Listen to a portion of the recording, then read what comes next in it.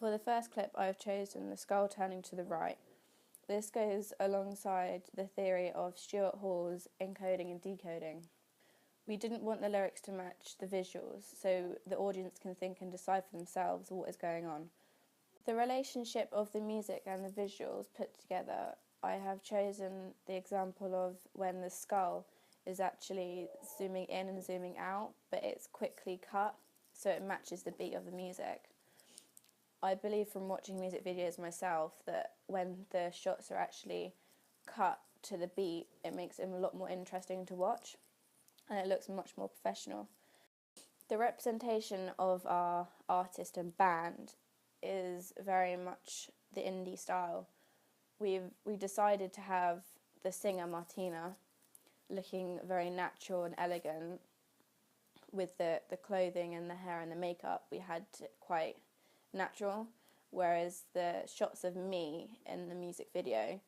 with the half white and black wig and the black clothing and the heavy makeup, it's seen as a binary opposite from Levi Strauss. For the genre of the music and how it's defined in our video, I think for a lot of people it wouldn't come across as the video itself as an indie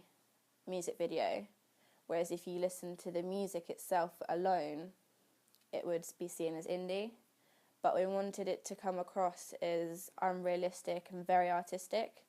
for the audience to watch. Like, we didn't want the typical breakup for a girl where they have you see them having an argument or you see her crying or anything. We wanted it to come across as she's the girl with the wig, the black and white wig, has had a loss in her life and she wants to bring that back, but she knows she can't. For the setting and location of our music video, we had a discussion on where we think we should have it, and we had many ideas, such as with a sunset in the evening, at home, like a typical homely feeling with a relationship, but we decided to challenge that idea, and for a video we've used 100% green screen, and we have the background so we can change them to what feels right. We decided to have Martina with a white background because it's quite pure and natural, whereas me, we have the filters, for example, which are like blues and reds, and we knew that would come across to people as something that would stand out more, rather than if you had like a Taylor Swift music video with like in a castle, like a Disney character's kind of love scene, or on a beach walking together holding hands. It would be quite repetitive for people, so we wanted to have something that would stand out to them and they would remember themselves. For the camera work, we used a lot of shaking with the camera, and a lot of it from when I was in the shots, it wasn't actually on a tripod, because we wanted the effect of like things are really rough and a bit shaken for the girl at the moment, so her feelings are coming through the eye of the camera. We also edited the speeds of the shots, so we had some that were made faster and some that were slowed down and some that are actually reversed, so it became more interesting for the audience to watch themselves rather than a continuous same speed shots. We also wanted the effect of the girl that was the main focus of the camera with the mannequin, and when we were filming with Martina, it was mainly performance based. We wanted to have her in the middle and it was very still, so it was clear on what she was doing. And we also had a lot of semiotics, which links to Roland Barthes, which were the crosses, and they were all, the shots of the crosses are like shaken and they're not still at all, like we didn't use a tripod, and that was so it was like the rough time of belief, like she didn't have much hope, which is why it was shaking, and it's quite like a nervous feeling for her. For me, the typical indie genre would be quite pastel-y and quite light and lit up, and we decided to challenge that idea by having the shots of me made a lot darker and have quite dull, dim lighting, and we'd have a binary opposite, which was Levi Strauss's theory, to have Martina lit up and quite white and bold.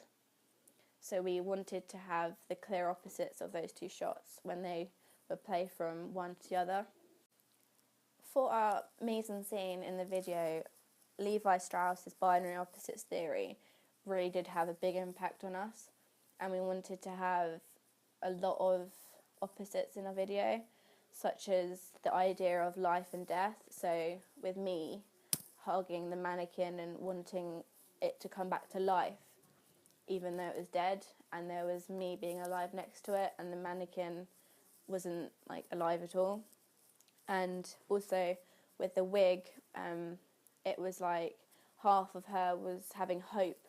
for something good to happen and maybe for her boyfriend or her lover or family member to come back to life, but then half of her was dark and sad and depressed.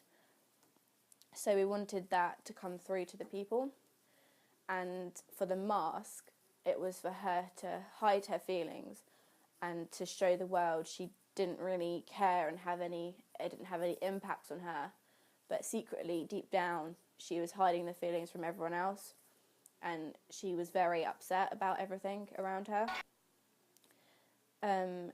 also the Laura Mulvey theory of the male gaze. We wanted the female, which was the girl with the wig, to come across as dominant and powerful, yet the audience would see that, but no, she wasn't actually complete because she obviously lost someone. At the end of the video, she said, "Are you happy now?" But we wanted something completely different and to challenge these ideas. So we decided to have the crosses as a main bit as well, with the plain white background, to also go with Florence and the Machine, Dog Days Are Over. The main video that influenced us was Florence and the Machine, Dog Days Are Over. And this is because we liked the idea of having like a plain background and something in front that stood out quite a bit. And then we had like the opposite of having something quite dark, and in one of the shots she has a light around her, but the outsides are quite dark, and we thought we'd have something similar to that in our video, which is the shot of me in with the filter, and it was quite purpley reds and blues. And with Martina, she's got the white screen behind her, which makes her stand out a lot more, rather than having something dark behind her, because she's got dark clothing on.